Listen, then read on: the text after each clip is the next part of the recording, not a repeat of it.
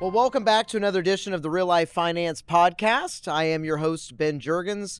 Today, I'm joined by none other than Marcia Forston, President and CEO of Junior Achievement of Southwest Indiana. Marcia, thanks for being here today. Thank you so much. I'm excited to talk with you today and find out what's going on with you. Yeah, it's been good. Like, we've worked together for years with Junior Achievement. And as you know, with the Real Life Finance, that is our, financial ed platform. And your thing's all financial ed in the schools, and it's been fun to partner in the years. But I thought it'd be good to have you on to not only talk about the great things that JA does, but get to know you a little bit as well. So, Marcia, I kind of want to start off by asking is if you can share kind of your personal journey and how you got to Junior Achievement. It's so funny because one of the things we do with Junior Achievement is, volunteers come into the classroom and we ask them not only to deliver the curriculum, but please share your journey because no journey is the same. And so, no, mine is not a straight line. So as you can imagine, so I don't know how far back you want me to go. Wherever you want. But I always loved science. Mm-hmm. And so I wanted to be a doctor, but I didn't think I could do it. And I didn't know how to get there. Gotcha. Okay. So now translate into the world I'm in today. Because, those dots come back to connect for you. And so I did what my mother did, which was to get a good education and stay home and raise my children. Awesome. How many kids do you have? I have three. Yes, awesome. two girls and a boy. That's awesome. Yes, and in that I did a little bit of dabbling in. I worked as a landman for a while in the oil and gas industry. I was in the courthouse doing research. Got a friend that does that actually right now. Yeah, it was pretty interesting. And then I had a friend who worked at Harding Szymanski, and we went to high school together, and she said, "Hey, you want to come and do taxes?" And it's like, okay, I like math. And she says, part-time, we'll pay you well, we'll train you, and then we want you to come back year after year. So I did that, and I was actually at Harding Szymanski for 13 years. Really? Yeah. Do you miss it this time of the year? That would be no. I do not do my taxes. One of my former colleagues does go. my taxes for me. Yes. Thank you, Mr. Cameron. And I was ultimately there. I continued to work more and more and more, and ultimately was there where I was sharing an office with the tax manager, and he said, "You should go back to school." I was like, I can't go back to school. I had small children. I was pretending I didn't work, so heavily engaged in PTA and community organizations and all the things, but I did. Good. And I got my CPA license. And about that time is when Mead Johnson or Bristol Myers was divesting Clairol. I don't know if you remember those. I remember hearing about that, yeah. And so they brought all that work to our community, which was amazing. Yeah. For us to have that influx of work here. And so I ended up going to Mead Johnson, where I was there for almost 15 years. No kidding. And while I was there, a friend of mine worked at Junior Achievement. Really? I'd heard of it, not really. And she said, "Hey, we'd really love to have a board member." And so you know what you do when you get that request. It's like, okay, tell me a little bit about your organization and what's the time requirement, what's the expectation. So she was telling me, and she's starting to tell me about what they did. And it was like, you do that? You do that? Can I be the board member? And she was like, well, yes. So I was like, that is so awesome. So I joined the board of directors and began to learn about, it was my predecessor, Theo Boots, who was an amazing, amazing lead there, and began to learn about Mead Johnson. At the time, I was doing a lot of travel and I was very disconnected from the community. And when it was my time to re-up on the board, I said no. I said, I'm a terrible board member. So for those of you who know what a good board member was, I was not. So I said, I'll find you someone else. So then I decided, I was at a point in my career, I also missed the community work that I'd been doing. So I got to be on the board of directors of, this is something very unique about our community. I'm not sure a lot of people realize this, what we get to do here if we just raise our hand. Oh, I know. what we get to do here, and I'm going to credit Carol Abrams with this. I don't know if you know. I remember the name. Carol and Howard. Carol told a friend, she said, we've lived all over the place, including New York. And she said, nowhere could I have done what I get to do here. Midwest isn't too bad, is it? Well, and even this community, this region, where we are so collaborative.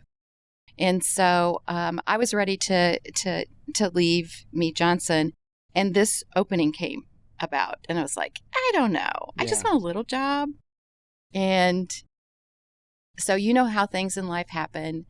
I don't know if you remember Jim Coy. He was a dear friend of mine. He's the one that called me about the position. Then another friend called, and she said, there's the position. I kept saying no. And then Jim called me again, and he said, okay, I've talked to someone there, and I said, yes, I think I know someone. If she's interested, I'll let you know. And so I was like, those 3 times. Yeah, third time's a charm, right? Well, somebody's talking to you. Yes. And so I did a bunch of research on the organization deeper. I knew a little bit. I was so impressed with the business focus. Yeah. Of course, what we teach, but the organization. Yeah. They run their organization with business skills. Yes, they do. I was so impressed with that. And then I just had no idea the scope. I mean, it's gone from Massachusetts to global. Oh, absolutely. I've been a JA volunteer for a long time. I just got done teaching, Marcia, in my kids' school. I always sign up for that every year. And I always think my kids don't want to hear from me, but I love it. And for anybody that has, and we're going to get more into what Junior Achievement all does and different opportunities, but do it. Because it's like teaching kids is so fun. And this is something that will last them a lifetime. And I just applaud all the great work you do with JA. So it's exciting to have you be a part of this. It's we've got lots of volunteer stories about how things have impacted them. Yeah. So let's get into some of that. So when you got involved with Junior Achievement, you kind of emphasize what inspired you to join JA, of not only the great work that they do in financial education and entrepreneurship and just life skills in general, but also how it's ran as a business. So let's talk about that. What are some of the things that because you guys teach a lot of different grades or have the ability for volunteers to go teach. What are some of the different things that is covered in a JA platform or partnership that people may just not know about? Well, having the end in mind, Yep. Our vision is that young people have the skill set and mindset. So both of those things are important to live choice-filled lives. And when you think about the choices that you have versus the choices other people have, we want them to have choice-filled lives and build thriving communities. Yeah. So that's the end in mind. Yeah. And we do that by authentically integrating real-world connectivity through folks like you and organizations like yours. And we focus on 3 particular areas, and those are financial literacy, of course. Welcome to real life finance, yes, real life finance, career and post-secondary readiness, and entrepreneurship. Yeah. And entrepreneurship is really interesting because it's like, but I'm not going to start a business. No, but you may be able to bring new ideas to the company where you are. Yeah, so it's a neat thing because at our kids' school we launched an entrepreneurial program, and the kids are getting ready to sell their products in May. And it's interesting teaching them what they learned in JA and tying that into this has just been, it's been really cool. And I think we have like 60-something kids that are going to be selling their products, and they create a business plan. I told them, I'm like, you guys are better at your business plan than some of my clients when I first started, right? It's like, but a lot of people aren't taught that. So the idea of teaching at a young age about topics that people think is only for adults is so cool, I think, in my opinion. Oh, 100%. And what the adults learn from it too. Yes. That's also part of it. One of our former board members, he also taught his daughters, and he said one day, this is maybe either kindergarten or first grade, can't remember which class. He had a friend over, and he said he heard them playing, and one of them, he taught this class. One of them stopped and said, "Yes, but is it a want or a need?" Good. I know. That's a great thing. He was isn't like, it? "Yes." Oh, I love it. I love it. Yeah, that's great. I need to reinforce that with some of my kids, but no. So let's talk about that. So I'll get into a minute when the businesses, how they can be a part of this. But why do you believe that teaching, specifically the financial education and personal finance and entrepreneurship, is so crucial to our youth, and what do you see as the long-term benefits with all those efforts being made? There's so much. Financial literacy is at the heart of much at what the heart, because there are other things as well, but our success in life. Yeah. And success doesn't mean, everybody's going to be the CEO of a Fortune 500 country. It's your success, right? Right. So it gives you choice. It gives you direction. It allows you. And if you've got strong financial literacy, you're also planning for the future. Yeah. So it gives you choice. It gives you direction. It allows you. And if you've got strong financial literacy, you're also planning for the future. Yeah. So you're thinking ahead. There are some other really practical matters, and that is learning that saving is important now. Begin to save now. That's all part of financial literacy, right? Absolutely. We mentioned wants and needs, knowing the difference. Yeah. Because a lot of times we forget some of that as adults. But if you can learn at a young age, it sticks with you too. There's also some emerging data. We've all heard that how it's important it is to be able to read it by third grade. Yeah. 8th grade math is now rising up as a determinant of financial health and stability as an adult. Yeah. That's amazing. It is. And financial literacy is part of that math journey. 100%. Because I get excited when my kids bring home homework that's tied to money and conversations. And my oldest daughter's in 7th grade, and I'm shocked at the math that they do now, these younger ages. But there is a tie, right? And it's not like it's rocket science when you're talking some of this, but learning it at an early age is such a great thing to get kids' minds thinking about their future. Most adults that I work with, Marcia, they've kind of forgot the whole idea of dreaming, right? It's like I go to work to get a paycheck so I can somehow pay for the lifestyle that I've created. And when you get kids to think about that longevity of their life, it really kind of helps. They understand planning a little bit better than most adults do. Right. Exactly. Yeah. Exactly. Because financial literacy includes insurance. Yes. It includes risk management. It includes credit. It includes philanthropy. Yes. It includes saving for a thing, a dream, or retirement. So Absolutely. it's multifaceted, and it's not just about numbers. Exactly. 100%. So in your role as president and CEO of Junior Achievement in the Southwest Indiana area, how do you see it evolve over the next few years, especially in the context of maybe current, economic climates and things like that? Are you setting me up for this one because you know what I'm going to say? I don't know what you're going to say. I'm curious. Because you guys have adapted a lot over the years of changing to, videos. And by the way, the students love the videos that are in the JA curriculum. Right. They love it. So they've done a lot from just the books and the workbooks to now online. How do you just see things evolving in generally, whether it's content? Things have changed a lot in our economy. Our last podcast was on, and we're probably going to do a lot of economy updates because things change daily. But how do you see the kind of things with JA evolving over the years? It's we've worked, like you said, we continue to evolve our materials and our curriculum.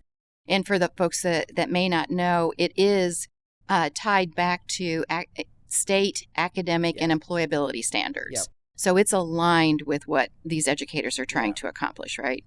Excuse me. And in addition to that, reviewed regularly to make sure that it continues to be relevant. Yeah.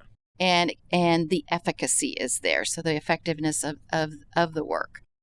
So, starting as an organization that was the company program after school in 1919, going into the classroom in the 70s, and continuing to evolve that, we have now added, in the U.S., we're a little behind the rest of the world, but we've added 18 to 25-year-olds. Yeah. So that's a new area of interest. What's also really interesting is that we have had a lot of focus on scale and reaching more and more kids. Yeah. We are now pivoting to deepening impact. And so scaling impact now to be an organization that really leans into future-ready youth. Yeah. And also future-ready systems. So ecosystem change. Yeah. So that's one of the most significant changes that we're seeing that our organization is naturally evolving towards. So it's building thriving communities. So one of the ways that we do that, you may not know this, we have a fully integrated high school model now, and where JA is embedded That's within a traditional high school. We won't go into that here, but that is... Well, that's great, because I think that, to me, is the age where I wish I would have learned more about finances. I think I learned how to write a check throughout high school, but now, like in Indiana, they've adopted it to be a required course, before graduation. So having that ability is fantastic. Well, and to that, as a result of this integrated model, we now have 9 full semester high school courses That's awesome. that have case challenges embedded within them, which is also a competency to develop, because now you're applying the skills that you use as you defend your case in these case challenges. So there's that. There's also the growth nationwide of our experiential learning centers. So those are where, think of a little city within a building that has maybe 15 to 18 businesses, including a mayor's office. BizTown, right? Yes, sir. Yes, sir. And guess what's coming to town? I heard that. Yes, I might have. Yeah, I'm excited about that, because I know it's in, we're in many different states at Old National. So some of our markets do have that. And if you haven't got the chance to visit a JA BizTown, go do it, because it's really cool. And I'm excited that we're having one here coming. Are you familiar with JA Finance Park? Yes. Okay. Yes. All right. Because that's the other. I meant the yeah, absolutely. So it's both. It's both. Yes. So we'll have those two programs at 3 school levels. That's awesome. And so it's a curriculum. So the model's a little different. The model is similar to JA JobSpark, which is our career exploration experience that you are a big part of. Thousands of students come to that every year. Yes, that's a whole thing. That's a way that we've all been evolving as well. The educators deliver the curriculum in advance of JobSpark, and you, the volunteers, are at the experience.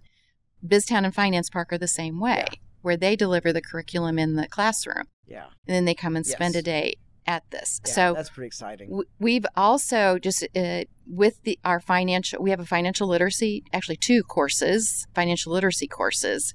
So with our financial literacy course in Finance Park, we'll be able to fully meet the new objectives that the state is asking that high school students achieve. Can you believe it's taken this long to get this stuff integrated in that age group? It's so exciting that you get to be a part of that. And to me, it's like, we go to school to get an education. We get an education, get a job to make money. But a lot of times we're not taught kind of what to do with that money. So thank you, JA, and all the other organizations that are bringing this, because to that youth, it's so important to learn these skills. And they want it. They do. They love it. They want it. Yes. I'm amazed. I just taught some 8th graders a couple weeks ago, and they want to talk about investing. And I'm like, really? And they're like, oh, the knowledge that they knew already shocked me. So I'm like, there's some good hope here in the future. I love this. Yeah. There's another program. We don't do it yet, called J Stock Market Challenge. Yeah. So it's just that. Awesome. Would that be like so fun to do? Oh, absolutely. Yeah. And it's, you get fake money, you get to invest it, you try to beat all your friends. Exactly. I mean, it's pretty cool. Yeah. Exactly. We have another financial literacy related high school program called All About Cars. Oh, yeah. So that's where you learn what you're going to need to save to buy a car. The true right way to buy a car, right? Versus the way that most people buy a car is just show up at the lot, right? Yes. So, and you got to put gas in it, insurance for it. And that's what we promote here on the Real Life Finance. It's real life scenarios, right, of things that people are going to go through so they can be better educated to make better decisions. Because we all know finances can either, we can be good with it, or if we make mistakes, it can really hurt us in the long term. And we all know that we've emotionally spent over time. I just got done teaching a class on emotional spending, and everybody's like, oh my gosh, I do this, right? Right. So you're kind of helping remove some of that emotion out of it and teaching the principles that are going to guide them in the best way. Yes. So amazing things that you guys do. So, okay, while you do all these amazing things, what are some of the challenges that you face in promoting financial literacy in your area? Well, and that's really interesting. So our ability to meet the demand is the supply of volunteers. Yeah. And so volunteers are what we really, really need. We've got educators who want these programs in their schools, and the volunteers are our ceiling. Yeah. So the more people that we get, and we give you, you've done it, we give you everything you need. Like you just pick up your bag or your box, and the instructor guide walks you through everything. It's beautiful. Yes, and you can teach the grade you want. Yes. So there are, people that are like afraid of high school kids, Yep. and then there are other people that are afraid of kindergartners. And then there's your colleague Jeff Sims, Yep. who likes to teach high school and like The little kindergarten or kids. first grade. Yes, We just talked about that at a lunch with him, actually, and that's with me. And I will tell you, from the teacher side, you go with their teacher. But when you bring in a volunteer, it's interesting to see how the class responds. They love volunteers. It's like they just love volunteers coming to their school. So challenge out to all of our followers. Yes, If you've not yes. volunteered with JA, just do it. Like, you can call your local JA office or call your schools, whatever. It's a great opportunity, and you feel good when you get done too. And it's just, they love storytelling too. I've found that out with the kids that I teach. Oh yeah, and I mean that's the secret sauce is Yes. that you are infusing the real world, Absolutely. your you real are. life with them, and it becomes personal. And we will also sometimes ask the teacher, if you want to hear my career journey, Yes. and how about you? Have you heard your teachers? Absolutely. And so that's really fun for them to get to know their teacher as a real person. Hence why I got to ask you your journey, right? Yes. Because I always see Marcia Forston as the president and CEO of JA, but it's nice to know kind of where she came from, and it gives our audience to understand that. And I think when you think career paths might jump around from time to time, but you also ultimately find something you love, and when you do what you love, it doesn't even feel like work, does it? It is a real privilege. Yeah. So volunteers, you need that. Yes. So if you're locally or wherever you're at listening, go volunteer. It's a wonderful thing to do. So with that, individuals can volunteer to teach. How do businesses get involved with JA? Where can they come in handy? Because we do reach a lot of businesses in our footprint.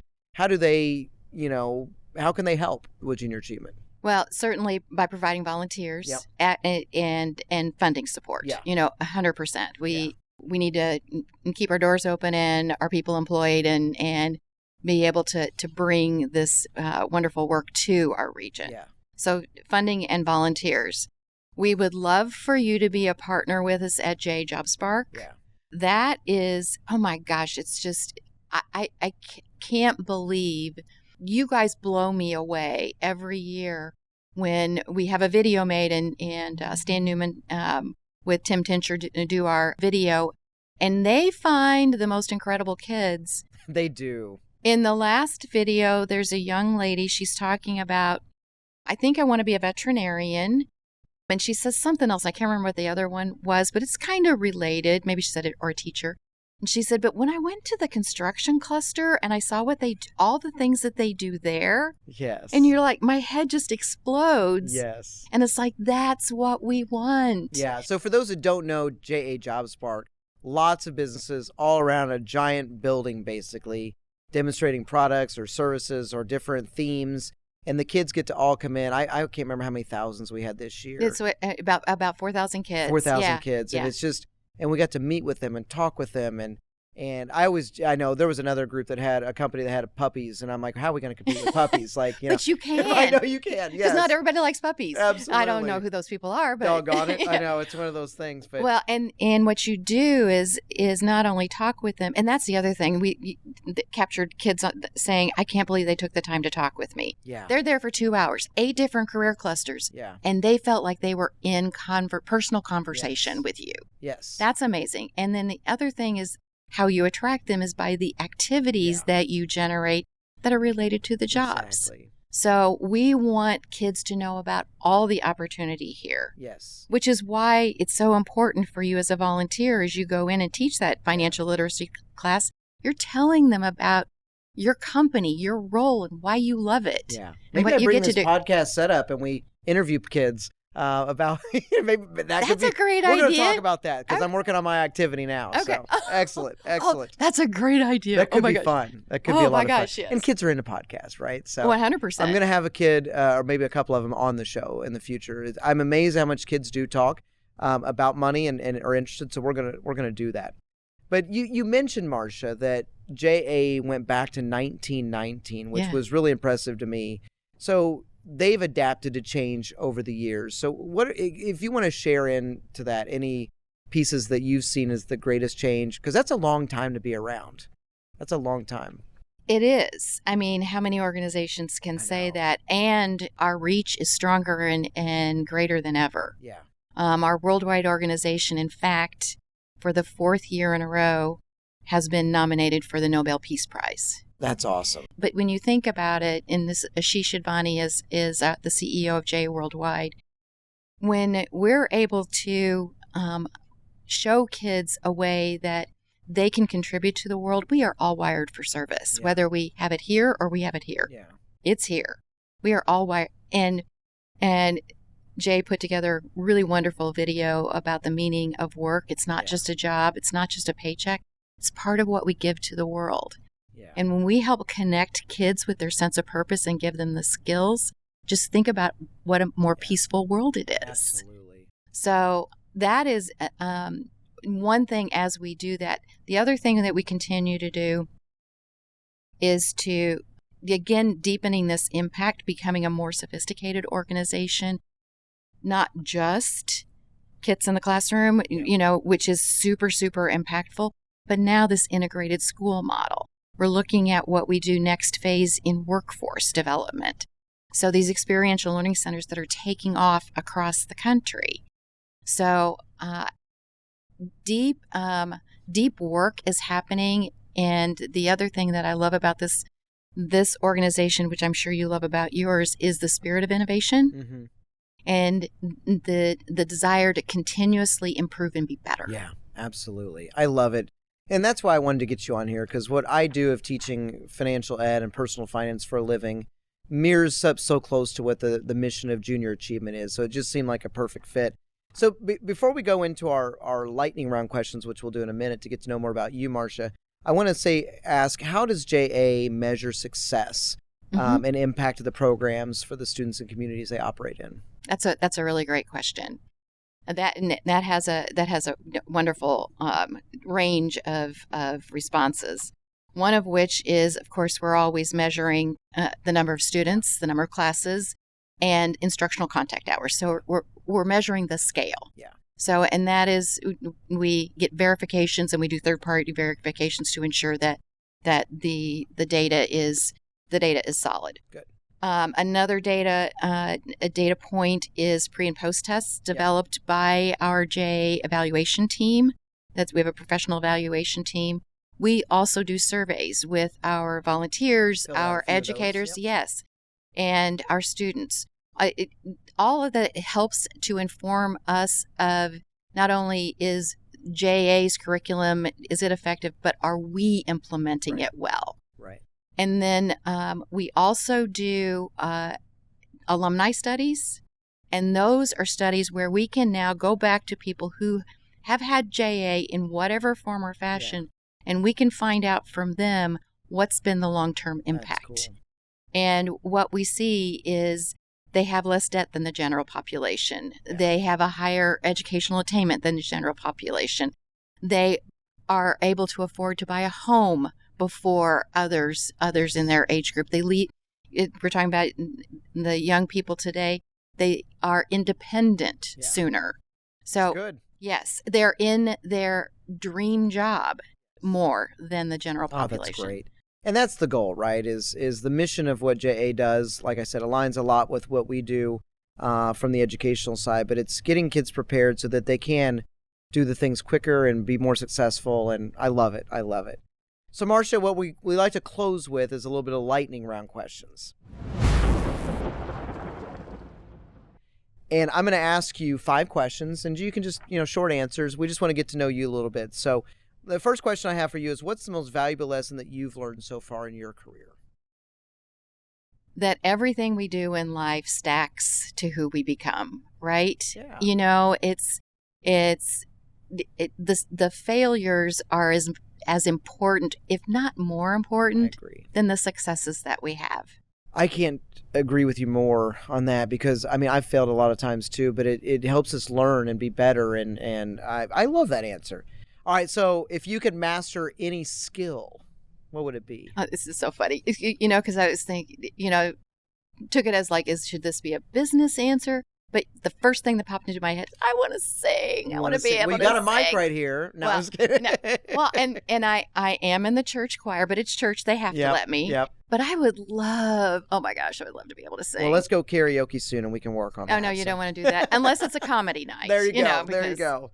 Perfect. So when you're looking to relax and unwind, what's your go-to activity or hobby that you go? I like to do so much. Of course, my kids don't live here, and so I miss them. So there's nothing better than hanging out with your adult children. So those of you who have small children, it gets better every year. It's good to hear. Oh my gosh, just being with my adult children is just the greatest thing ever. That's so fun. And of course, I love exercise and walking and yoga, and I love to cook. Me too. Yeah. Me too. Well, that's good. All right. So influential people. Do you have anybody that stands out as the most influential person in your life? You realize how hard that is. I know. That's a tough one. Because there are so many people, or one of them. How about that? As I reflect back, I mean, there were so many people pivotal in my life. Yeah. But it all starts with my parents. Yeah. And my dad, who would make me really mad, and he'd say, "You can do anything you want to do." It's like, and I felt pressure with that. Yes. But saying that to your kid, essentially like a Jay volunteer said this to a young man named Malachi Kern. You were born to change the world.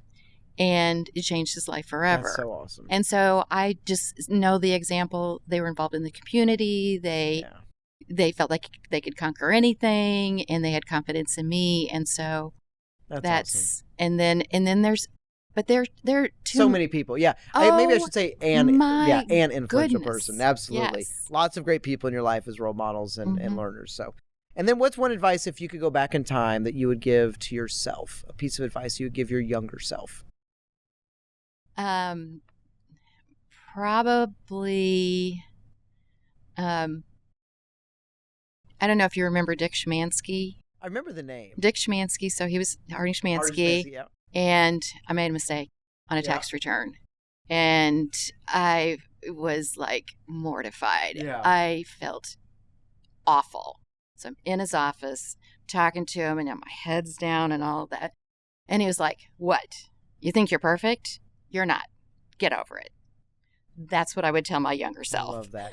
You're going to make mistakes, right? And so I've never forgotten what Dick shared with me. He changed my life. So there's another person, And that's good advice to pass along to kids, too. It's like, as much as we want our kids to be perfect at everything, let them know it's okay. Yes. Like, you're going to make mistakes, and that's okay. Yes. You're going to have a bad test, whatever it might be. Yes. I love that. Well, Marcia, I'm so glad that you could be our guest on the Real Life Finance Podcast. Like I said, our duties of jobs and I think community aspect align very well. And I definitely am excited that you were able to join us and share not only your story, but all the great things that JA does. And I challenge people that are listening to, if they haven't volunteered, go do it. Or if you're a business that wants to support such a great mission, reach out to their local JA. But thank you for being on the show. Well, thank you so much. And thank you for what you're doing in service to our community by this Real Life Finance Podcast. I think this is a beautiful thing. Well, we appreciate that. And Old National's longtime partnership with us. We could not be more grateful. Well, we're proud to be a partner for sure. So thank you so much. Thank you for your time. Thank you. All right.